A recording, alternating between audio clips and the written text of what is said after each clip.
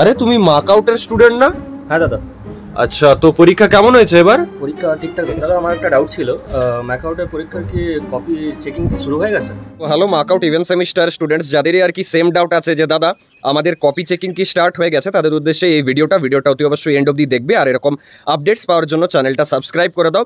দেখো, first of all last সেমিস্টারে যেটা হয়েছিল ডিউরিং ডিউরিং সেমিস্টার এক্সামিনেশনই কি হয় না, যে ধরো আজকে তোমাদের একটা কোনো এক্সামের লাইক খাতাগুলো সাবমিট করা হলো, এবারে সেই খাতাগুলোই সেই দিনই নিয়ার বাই যে মার্ক আউটের এক্সাম যে সেন্টার থাকে সেখানে কিন্তু চলে যায়। এবার এখানে আমি শুনেছি যে 3টে নাকি টোটাল সেন্টার আছে, একটা কলকাতায়, একটা দুর্গাপুরে, আর নাকি শিলিগুড়ি। এখন নাকি ওটা নাকি বাড়ানোর কথা বা বেড়েছে হয়তো as per the latest update.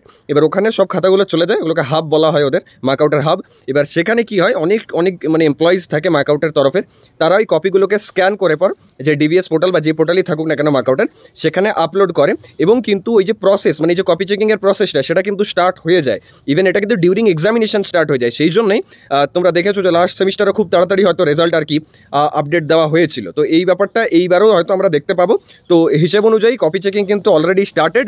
তো একটাই কথা বলবো তোমাদের, যারা যারা এই সেমিস্টার এক্সামিনেশনে ভালো পারফর্ম করেছো তারা আরও ভালো করার চেষ্টা করো নিজেদের ব্রাঞ্চ সাবজেক্টটাকে ক্লিয়ার করা, যেরকম কি আমি আগের ভিডিওতে বলেছি। আর যারা ঠিকঠাকভাবে পারফর্ম করতে পারোনি, নেক্সট সেমিস্টার অনওয়ার্ডস একটু সিরিয়াস হও, নাহলে কিন্তু প্লেসমেন্টে প্রবলেম হবে, স্কলারশিপে প্রবলেম হবে। ফিউচারে তোমাদের যে কোনো মানে গভর্নমেন্ট জব বলো বা যে কোনো আর কি মাস্টার্সেরও যদি তুমি যেতে চাও, গেটও যদি যেতে চাও, তো সেখানেও কিন্তু প্রবলেম হবে যদি ব্রাঞ্চ সাবজেক্ট ক্লিয়ার না থাকে। তো দেখা হচ্ছে নেক্সট ভিডিওতে, এরকম ভিডিওস আসতে থাকবে। Thank you.